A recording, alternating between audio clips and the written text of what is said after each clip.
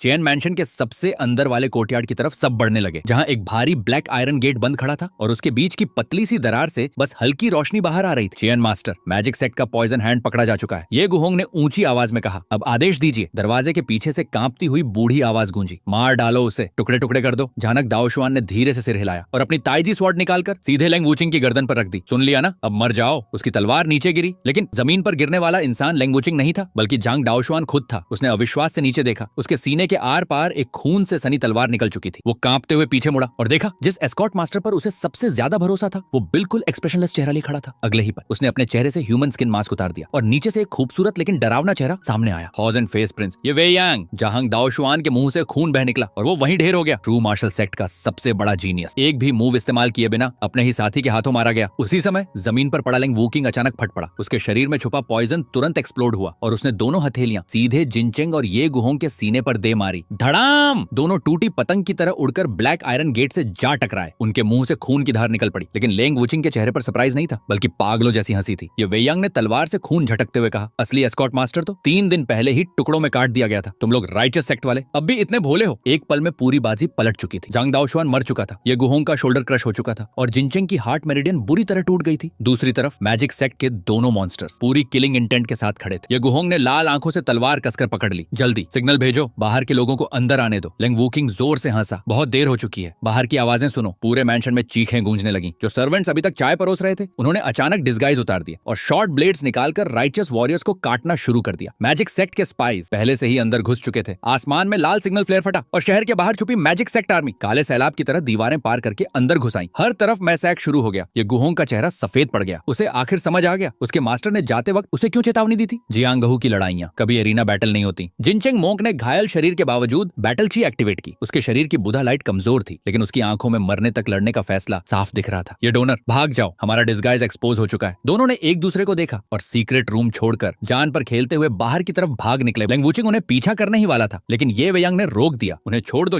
बाहर righteous forces जल्द counter attack करेंगी। पहले हिडन रूम खोलते हैं। दोनों ब्लैक आयरन गेट के सामने खड़े हुए और अपनी पूरी इनर फोर्स दरवाजे पर दे मारी। Boom boom boom! भारी ब्लैक आयरन गेट कांपने लगा। दरार बड़ी होती जा रही थी। सीक्रेट रूम से सिर्फ 30 कदम दूर एक फेक माउंटेन के पीछे मैं खून से सने सर्वेंट क्लोथ्स पहने एक गोस्ट की तरह शैडोज में छुपा हुआ था। मैंने सब कुछ देखा था। 3 हीरोज की ओवर कॉन्फिडेंस, ये वेयांग का टेरिफाइंग बिट्रेयल और राइचस सेक्ट जीनियसेस का असली बैटलफील्ड में टूट जाना। असल मौत के खेल में ये लोग अब भी बहुत नैव थे। इस वक्त ब्लैक आयरन गेट लगभग टूटने ही वाला था और मैं मन ही मन कैलकुलेशन कर रहा था, जैसे ही दरवाजा खुलेगा, लेंग वुचिंग और ये वेयांग की इनर फोर्स एग्जॉस्ट होगी, तभी मैं ब्लड ब्लेड निकालूंगा और क्वान फुगुई का सिर काटकर ये हेवन डिफाइंग अचीवमेंट लेकर गायब हो जाऊंगा। एक perfect mantis stalks the cicada, yellow sparrow waits behind. मेरे हाथ धीरे धीरे ब्लड ब्लेड के हिल्ट पर कसने लगे। मेरी मसल्स टाइटन हो चुकी थी। ट्रूची मेरिडियंस में एक्सप्लोड होने को तैयार थी, लेकिन मैं अचानक रुक गया। कुछ ज्यादा ही स्मूथ था सब कुछ, डिगाइस से लेकर राइटियस सेक्ट की हार तक। और अब इन दोनों का आसानी से गेट तोड़ना, ऐसा लग रहा था जैसे कोई इनविजिबल हैंड मुझे उस गेट तक धकेल रही हो। मेरे दिमाग में अचानक ओल्ड हॉल मास्टर की आखिरी बात गूंज उठी, हमारी तरह मत बनना, मांस देखते ही लाल आंखों से टूट मत पड़ना। फिर मुझे अपनी पिछली जिंदगी याद आई। पर्पल रोप सेक्ट के पीच ब्लॉसम ट्री के नीचे जहां मैं मरा था। मैं क्यों हारा था? क्योंकि मैं बहुत जल्दी में था, क्योंकि मुझे लगा था मैंने पूरी सिचुएशन कंट्रोल कर लिया, लेकिन मैंने शैडोज में छुपे फेटल अटैक को मिस कर दिया। मैंने गहरी सांस ली और किलिंग इंटेंट को जबरदस्ती दबा दिया। धीरे से ब्लड ब्लेड छोड़ दी। जल्दी मत करो, थोड़ा और वेट करो। मैंने मन में सोचा, क्या पता सीक्रेट रूम में ट्रैप हो या ये दोनों मुझे बाहर निकालने की कोशिश कर रहे हो। और सबसे बड़ा सवाल, सोल प्रिंस अभी तक सामने क्यों नहीं आया? मुझे जवाब नहीं पता था, लेकिन एक चीज साफ थी, अभी बाहर निकलना सबसे खराब फैसला होगा। मैंने गहरी सांस ली और क्वाइटली पीछे हट गया। फिर केओस में गायब हो गया। उस रात वर्ल्ड स्ट्रॉन्गेस्ट सेक्ट और वर्ल्ड्स रिचेस्ट मैन एक दूसरे का खून बहा रहे थे। राइटियस 3 हीरोज हार चुके थे। मैजिक सेक्ट 4 प्रिंसेस एक दूसरे के खिलाफ अपनी स्किम्स चला रहे थे और शहर से 10 मील दूर एक गंदी नाली के पास चियन फुगुई एक मैन्योर वर्कर का डिस्गाइज पहने अपने कार्ड से नया डिस्गाइज निकाल रहा था। वो नई जिंदगी शुरू करने ही वाला था। तभी एक सेडक्टिव आवाज हवा में गूंजी, चियन मास्टर, इतनी जल्दी कहां जा रहे हो? आसमान से एक रेड ड्रेस उतरी और सोल प्रिंस जिन पिंगर उसके सामने आकर खड़ी हो गई। चियन फुगी की आखिरी उम्मीद भी खत्म हो चुकी थी, लेकिन उसी पल एक पिच ब्लैक ब्लेड अचानक डार्कनेस चीरती हुई निकली और जिन पिंगर की प्रोटेक्टिव चीख को बीच से काट गई।